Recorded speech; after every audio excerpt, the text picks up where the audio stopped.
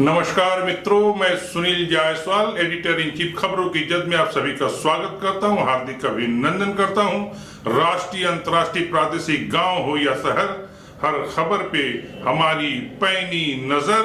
आइए मित्रों, आज हम खबरों की जद में द कश्मीर फाइल्स, खबर वो नहीं जो हमको दिखाया जा रहा है, खबर वो नहीं जो हमको दिखाया जा रहा है, खबर वो है जो हमसे छिपाया जा रहा है। जी हां मित्रों, विवेक अग्निहोत्री की फिल्म द कश्मीर फाइल्स 90 की दशक में कश्मीर की वादियों में कश्मीरी पंडितों के साथ किया गया जघन्य अपराध, जेनोसाइड की क्रूरतम सच्चाई है, जिसे द कश्मीर फाइल्स फिल्म में अक्षरश बिल्कुल आईने की तरह दिखाया गया है। और उस फिल्म को लेकर के एक बार फिर से नैरेटिव्स गढ़े जा रहे हैं, वही नैरेटिव्स जिसकी चर्चा द कश्मीर फाइल्स में विवेक अग्निहोत्री ने अपने विभिन्न किरदारों के माध्यम से खोल करके रख दिया है कि किस तरह नैरेटिव्स को गढ़कर कश्मीरी पंडितों के ऊपर इस्लामिक जिहादियों के द्वारा ढाए गए जुल्म, कत्लेआम, जेनोसाइड को नैरेटिव्स के माध्यम से देश के आम लोगों से उस सच्चाई को छिपाया गया था। किस तरह हमारी वर्तमान पीढ़ी कश्मीरी पंडितों, कश्मीरी पंडित महिलाएं, बच्चों के साथ 1990 के दशक में किए गए अत्याचार, हत्या, बलात्कार और उनके अपनी ही जमीन से बेदखल कर रिफ्यूजी की जिंदगी बसर करने के लिए मजबूर कर दिए गए पंडितों की कहानी से दूर रखा गया। और जब विवेक अग्निहोत्री ने द कश्मीर फाइल्स, सच में इसे फिल्म कहना विवेक अग्निहोत्री के साथ नाइंसाफी करना होगा। यह उनकी कृति है, एक कृति, अमिट कृति। 1990 के कश्मीर में निजामे मुस्तफा के आतंकवादियों द्वारा कश्मीरी पंडितों पर किए गए जेनोसाइड का कच्चा चिट्ठा, ब्लैक एंड व्हाइट डॉक्यूमेंटेशन है, एक डॉक्यूमेंट्री है। सच को सच के ही कैनवास पर ब्लैक एंड व्हाइट कलर में डुबोकर उकेरा गया। एक चेहरा है जिसमें इस्लामिक आतंकवाद का, गज़वे हिंद का रफ्तार, क्रूर रेडिकलाइज इस्लामिक आतंकवाद का नग्न चेहरा उकेरा गया हुआ है। कैनवास पर दिख रहे लाल रंग के रक्ताब छींटे पंडितों के कत्लेआम की रक्तिम बूंदे हैं जो आज भी कश्मीर की घाटियों में कश्मीर की गलियों में पंडितों के द्वारा छोड़ आए या यूं कहें खदेड़ दिए गए मकानों की दीवारों पे अब भी वो रक्तिम छींटे, वो रक्त के छींटे चस्पा है। रलीब, गलीब,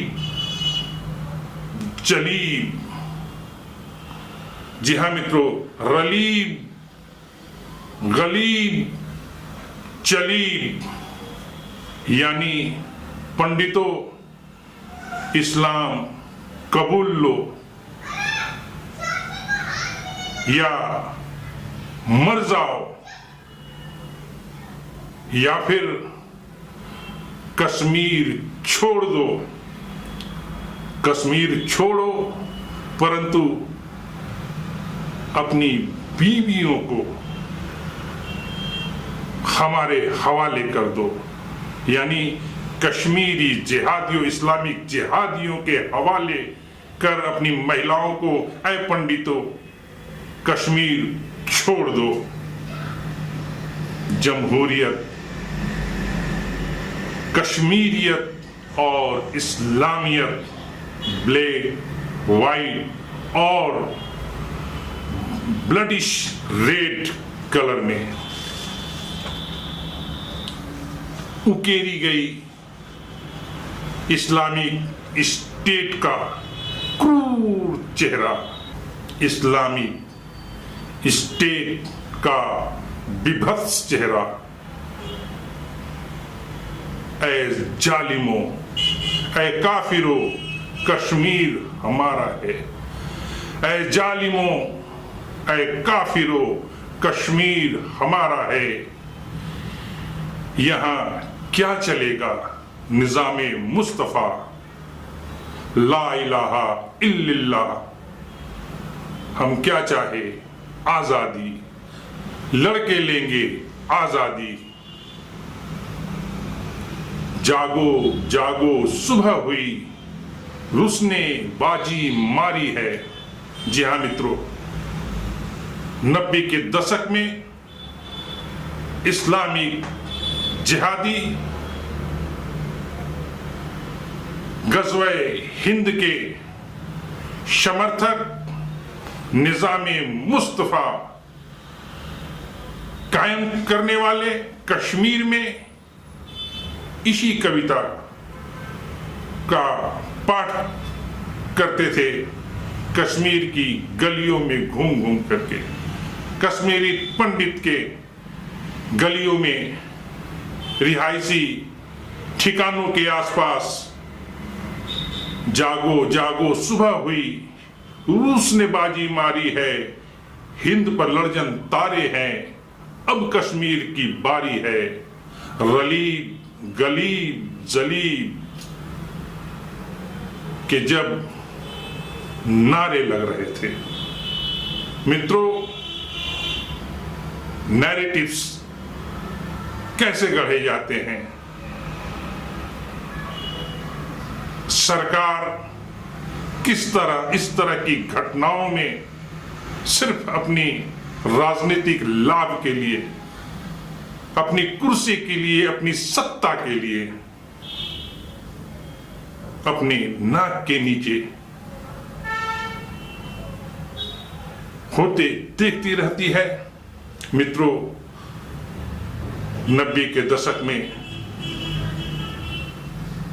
जिस दशक की कहानी द कश्मीर फाइल्स हमें दिखाती है, रलीब, गलीब, जलीब, अल्लाहु अकबर, ला इलाहा इल्लल्लाह, यहां क्या चलेगा निजामे मुस्तफा, हम क्या चाहे आजादी, लड़के लेंगे आजादी के जब नारे लग रहे थे, उस वक्त आप जो मेरे पीछे तस्वीर देख रहे हैं, यह सच्चाई है। जी हाँ मित्रों, द कश्मीर फाइल्स की यह भी एक सच्चाई है कि इस तस्वीर में दिख रही 6 जोड़ी कान, 6 जोड़ी आंखें भी कश्मीर में निजाम मुस्तफा के समर्थकों द्वारा, पाकिस्तान समर्थित आतंकवादियों के द्वारा, कश्मीरी पंडितों के साथ जब क्रूरतम विभत्सम नरसंहार किए जा रहे थे, उस वक्त की तस्वीर है यह तस्वीर कश्मीर फाइल्स के अंदर फाइल्स में चस्पा है। और ये तस्वीर की ये 6 जोड़ी कान, 6 जोड़ी आंखें उन घटनाओं को सुन रही थी और देख भी रही थी। यानी मित्रों, उस समय केंद्र में भाजपा समर्थित विश्वनाथ प्रताप सिंह की कांग्रेस नीत सरकार थी।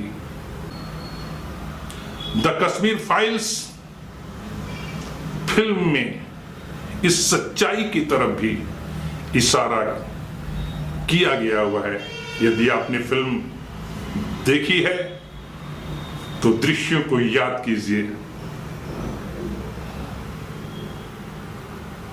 डिविजनल कमिश्नर के रोल में मिथुन चक्रवर्ती, डीजीपी के रोल में पुनीत इस्सर, पत्रकार के किरदार में अतुल अग्निहोत्री, तत्कालीन सरकार को लेकर आपस में जब बातचीत कर रहे होते हैं, विवेक अग्निहोत्री उस समय के मौजूदा सरकार की ओर भी इस फिल्म में इशारा करते हैं। इन किरदारों के इस सीन में इन्होंने जब कश्मीर की मौजूदा सरकार फारूक अब्दुल्ला और केंद्र की वाम मोर्चा और भाजपा समर्थित विश्वनाथ प्रताप सिंह की उदासीनता की नंगी सच्चाई को इनके डायलॉग्स के माध्यम से उकेरा है। तभी कहना पड़ता है मित्रों कि सच वो नहीं जो हमको दिखाया जा रहा है, सच वो है जो हमसे छिपाया जा रहा है। आज फिर वही नैरेटिव्स, वही वोट बैंक की पॉलिटिक्स, फिल्म की सच्चाई से आज के जो युवा वाकिफ हो रहे थे। सच और इतिहास हमेशा कड़वा ही होता है मित्रों। उस कड़ी सच्चाई, नग्न इतिहास से रूबरू हो रहे थे। ऐसे वक्त में की जा रही राजनीति, वोट की राजनीति, तत्कालीन सरकार को नीचा दिखाने और इसके माध्यम से आज के युवाओं को नैरेटिव्स के माध्यम से बरगलाने की फिर वही परिपाटी जारी है। मित्रों, इस फिल्म को लेकर मोदी समर्थक पूरे देश में कांग्रेस को कटघरे में खड़े करने में ज्यादा इच्छुक दिख रहे हैं बनिस्बत इस्लामिक आतंकवाद यानी कि गज़वे हिंद की हकीकत से रूबरू हो रही हमारी नौजवान पीढ़ी को परत दर परत उखाड़ी गई इस्लामिक जिहादी पंडितों का किया गया जेनोसाइड के क्रूरतम इतिहास से वाबस्ता कराए, बजाय इसके अंधभक्त कभी फिल्म को सिनेमा हॉल में बाधित किए जाने, कभी उसके प्रसारण रोके जाने, नाना तरह की नैरेटिव्स के माध्यम से आखिर हमारे युवाओं को क्या बताना चाह रहे हैं, किस ओर ले जाना चाह रहे हैं। वोट की पॉलिटिक्स में, वोट की राजनीति में फिर वही नैरेटिव्स गढ़े जा रहे हैं। नैरेटिव्स, जी हाँ मित्रों, 11 मार्च 2022 को रिलीज हुई कश्मीर फाइल्स, जो पहले दिन देश भर के 700 थिएटरों में दिखाई जा रही थी। इन थिएटरों में पहले शो से ही युवाओं की भीड़ उमड़ रही थी। 90% युवा दर्शक। देख सकते हैं कि किस प्रकार से मित्रों, मैं भी मौका नहीं छोड़ा। कल ही इस फिल्म को छत्तीसगढ़ रायपुर के अंबुजा मॉल आइनॉक्स में देखा है, और साथ ही साथ यह भी देखा कि दर्शकों में पूरे का पूरा शो हाउसफुल, और उन दर्शकों में हमारी युवा पीढ़ी के युवकों के साथ बराबरी की संख्या में युवतियां भी थी। फिल्म देखने के बाद थोड़ी उत्सुकता और बढ़ी। तो मित्रों, चूंकि मैं पत्रकार जो ठहरा, सो राजधानी के अन्य सिनेमाघरों, थिएटरों का भी चक्कर लगाया जहां द कश्मीर फाइल्स चल रही थी। और मित्रों, आज सुबह कई दैनिक समाचार पत्रों का, उनके सीटी पेज भी देखे। सभी अखबार एक स्वर में फिल्म की सफलता के झंडे लहरा रहे थे। जी हाँ मित्रों, सच में विवेक अग्निहोत्री ने वो हिम्मत दिखाई है, वो फौलादी जज्बा दिखाया है इस फिल्म के माध्यम से, जिसे आज तक कम से कम भारतीय फिल्मकारों ने हिम्मत नहीं की थी। यह अलग बात है कि यहूदियों के जेनोसाइड, हिटलर आदि कई सारी इस तरह की जेनोसाइड, कत्लेआम की फिल्में पश्चिम में बन चुकी है, परंतु भारत में आज तक किसी ने भी इतनी हिम्मत नहीं दिखाई थी। मित्रों,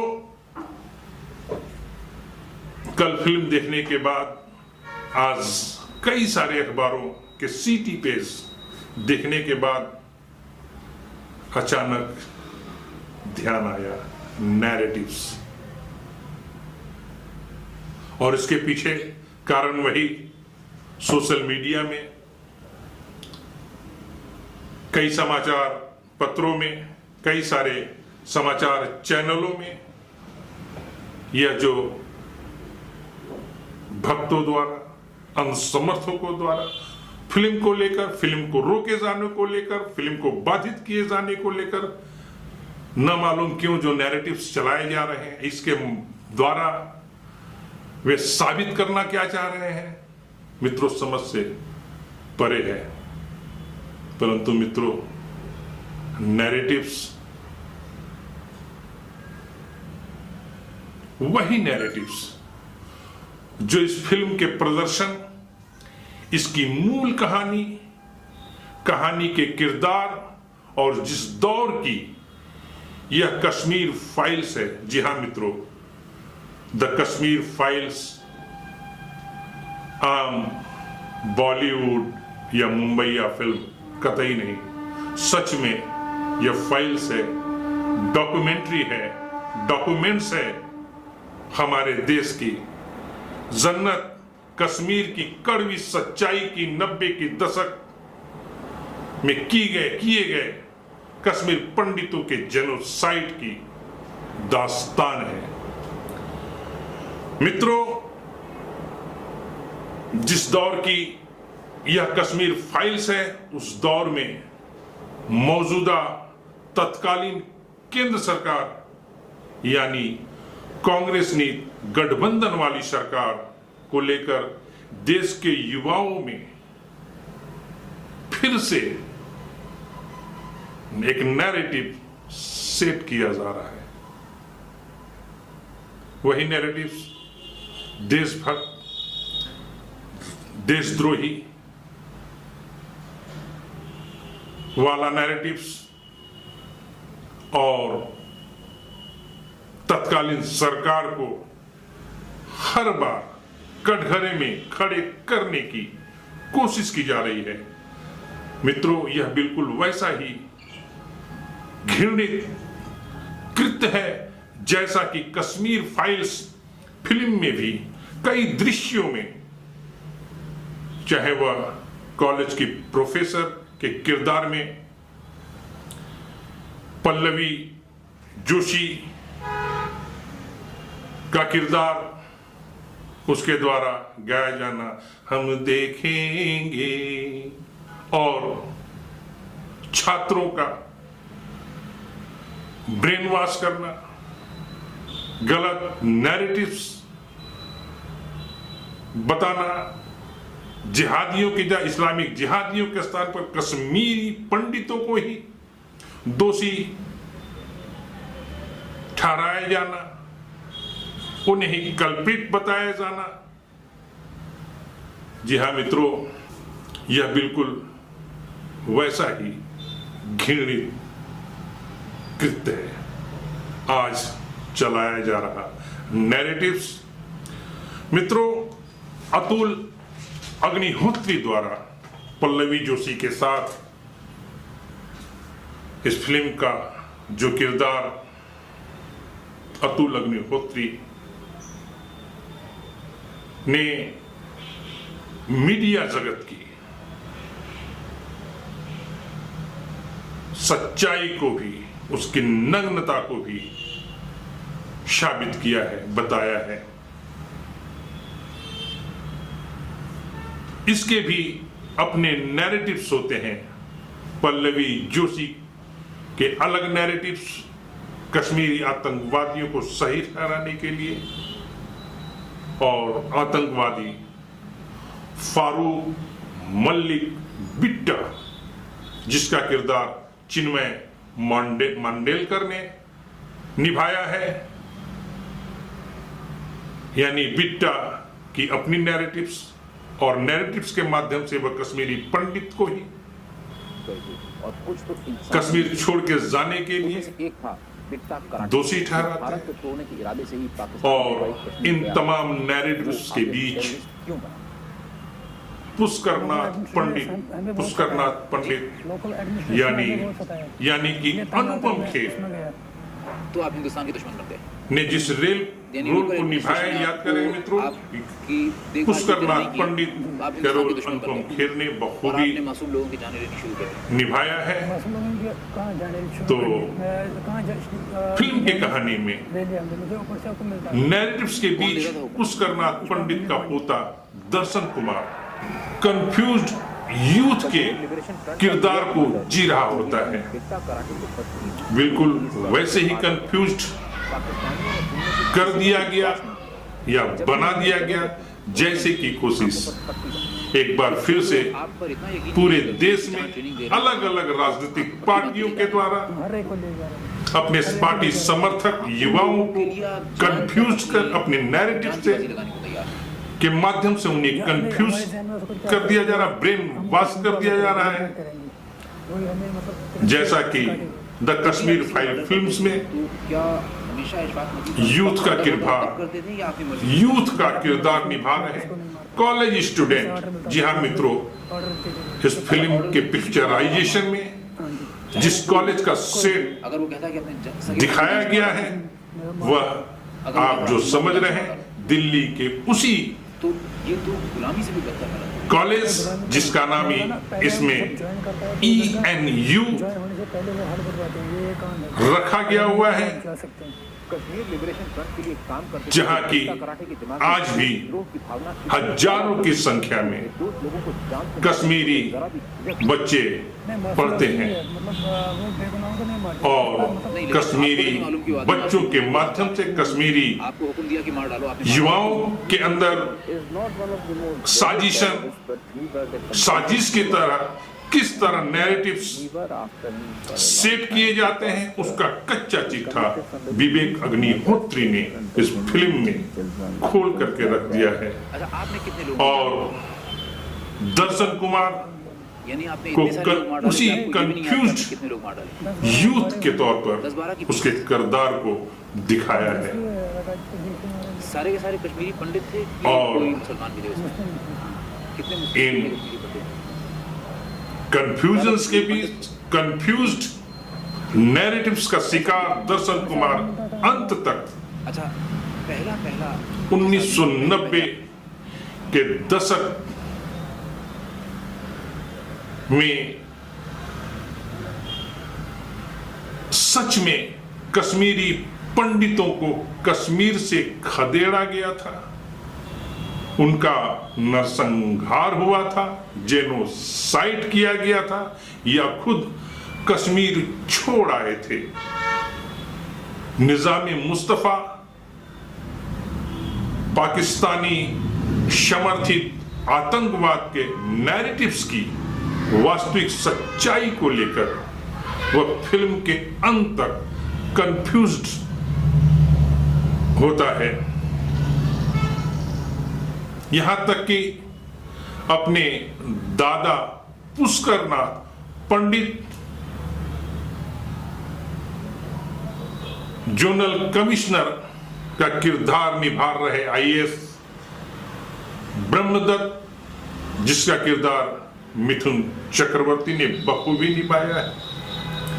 DGP हरिनारायण के किरदार में पुनीत ईश्वर और प्रोफेसर पल्लवी जोशी, बिट्टा के नैरेटिव्स में कौन सही है, अंत तक पूरी फिल्म में उलझा रहता है और आंख तब खुलती है जब वह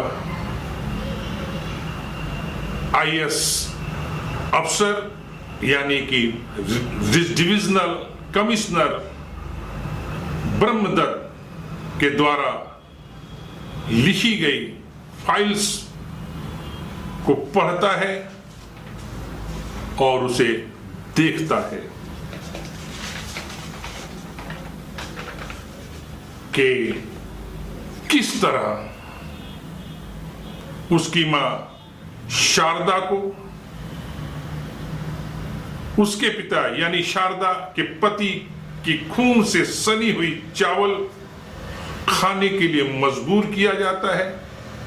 उससे पहले उसके पति को, जो कि चावल के ड्रम में छिपा हुआ किस तरह गोलियों से भूना जाता है और उसे वहां छिपे होने के बाबत आतंकवादियों को, इस्लामिक आतंकवादियों को जानकारी किस तरह वर्षों से एक पड़ोसी की तरह रहते आए, एक मुसलमान पड़ोसी के द्वारा इशारे से बता दिया जाता है।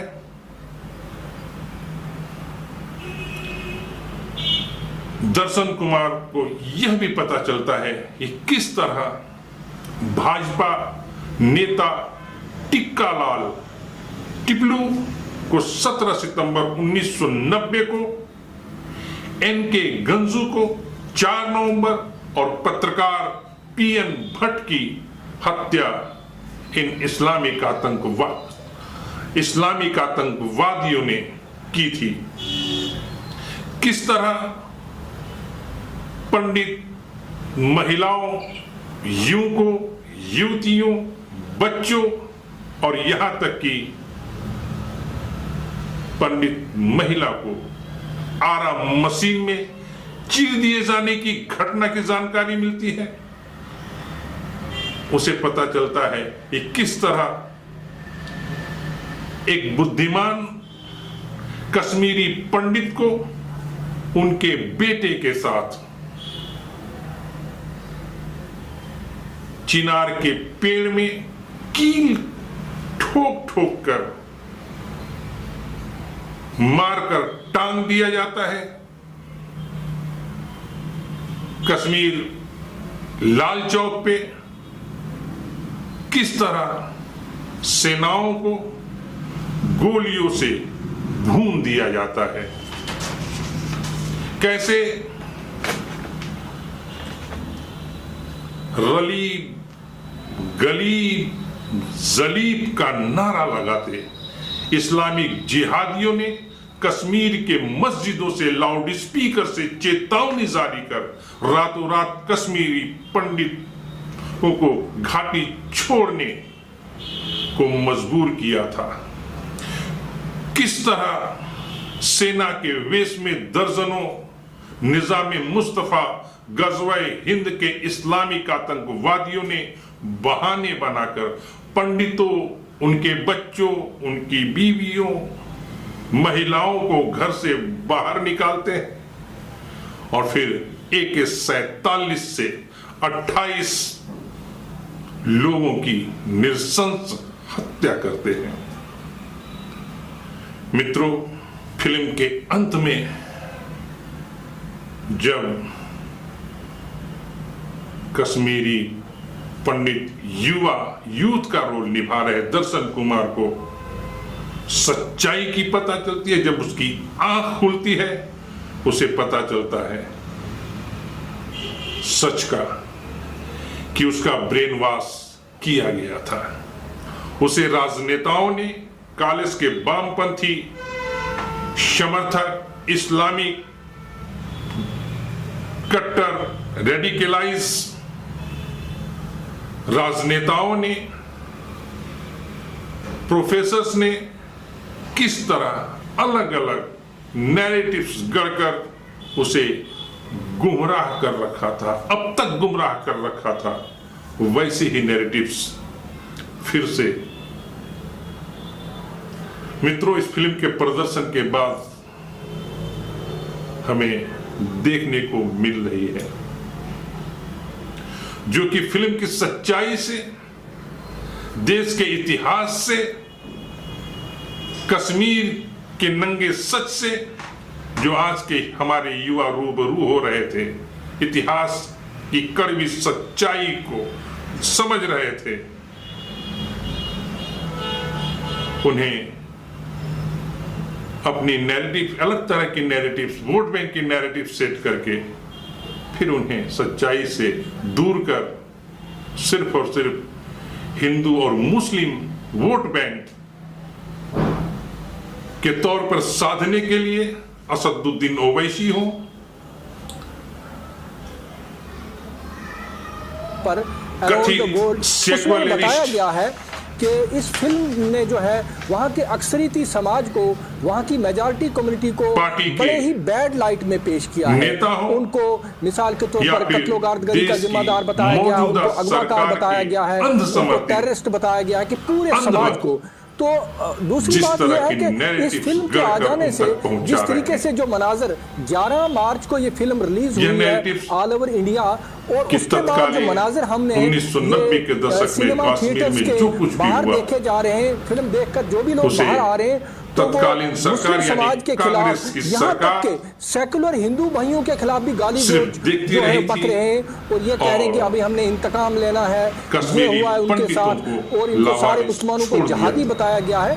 तो उस चीज की हम मजम्मत करते हैं। और जिसे हम कहते हैं कि फनून लतीफा के नाम पर, फाइन आर्ट्स के नाम पर इस तरह की चीजें अगर बनाई जाएंगी जिसमें समाज में हमारे हामिली को नुकसान पहुंचेगा, हम आहंगी मुतासर होगी, तो हमें समझ नहीं आती कि गवर्नमेंट ऑफ इंडिया बतौर खास फिल्म का जो है सेंसर सरकार हो या फिर केंद्र की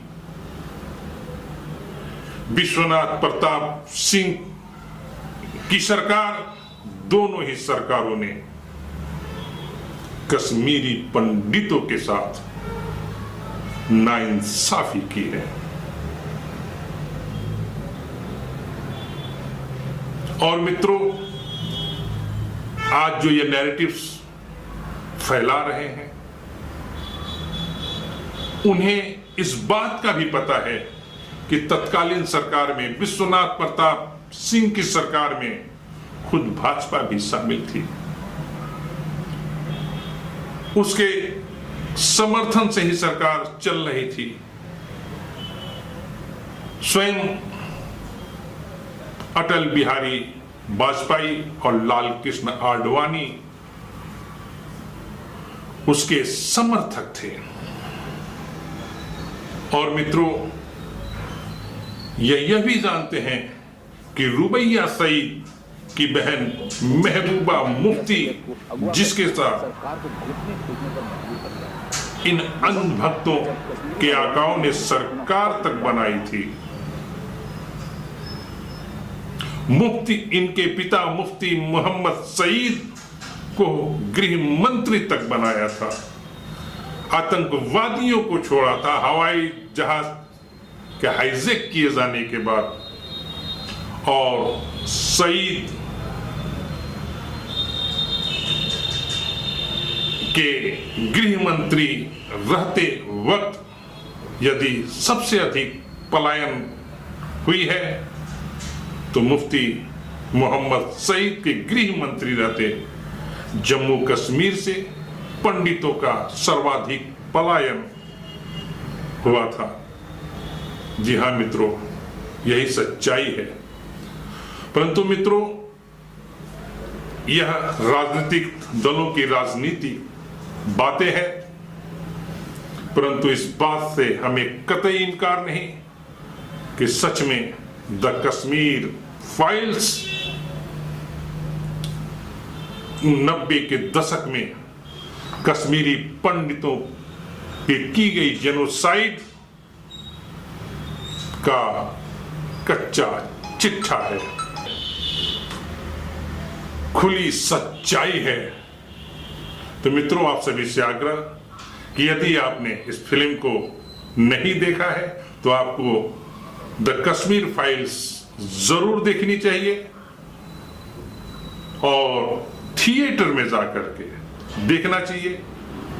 इसे आप मोबाइल पे देखने से बचें, क्योंकि मोबाइल में इसे सच में काट छाट करके इस्लामिक आतंकवाद के समर्थकों के द्वारा, बॉलीवुड में भी बहुत सारे लोग पड़े हुए हैं जो कहीं ना कहीं इस्लामिक आतंकवाद के समर्थक हैं, इस्लामिक जिहाद रेडिकलाइज इस्लामियों के समर्थक हैं, उनके लिए खामोश है के द्वारा एक साजिशन इसे काट छाट कर सोशल मीडिया में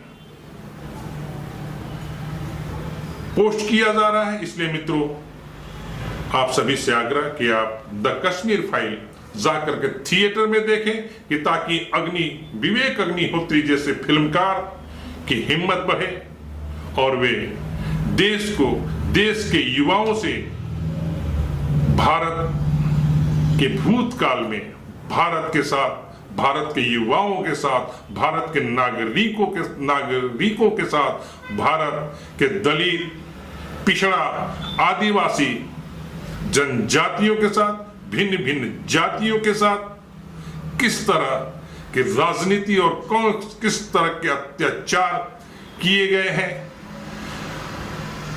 मुगलिया सल्तनत और मुगलिया सल्तनत से पूर्व